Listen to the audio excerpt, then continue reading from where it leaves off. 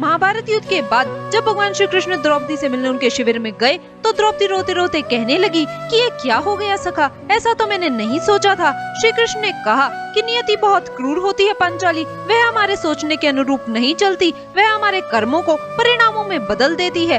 पांचाली, युद्ध कभी किसी समस्या का समाधान नहीं, अपितु यही स्वयं एक बड़ी समस्या बन जाता है। तुम प्रतिशोध लेना चाहती थी और तुम सफल हुई। सिर्फ दुर्योधन और दुशासन ही नहीं, अपितु सारे कौरव समाप्त हो गए। तुम्हें तो प्रसन्न होना चाहिए, तुम यही तो चाहती थी। द्रौपदी ने कहा, सखा, आप मेरे घावों को सहलाने आए हो या फिर उन पर नमक छिड़कने? यह सुन श्री कृष्ण ने कहा कि मैं तो तुम्हें वास्तविकता से अवगत कराने आया हूँ। हमारे कर्मों के परिणामों को हम दूर तक नहीं देख पाते और जब वह हमारे समक्ष होते हैं तब हमारे हाथों में कुछ नहीं रहता।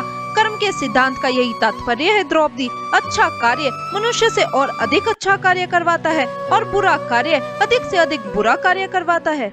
यह जानकर द्रौपदी ने कहा, तो क्या इन सब के लिए पूर्णतः मैं उत्तरदायी हूँ केशव?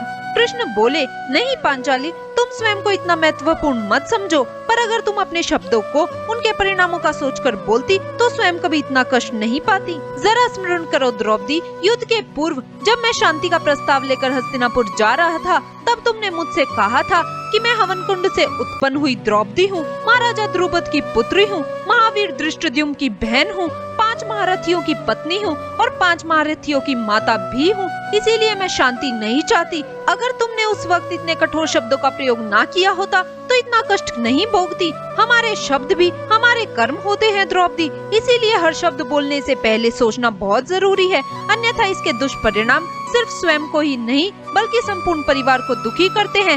संसार में केवल मनुष्य ही एक ऐसा प्राणी है जिसका जहर उसके दांतों में नहीं बल्कि उसके शब्दों में होता है।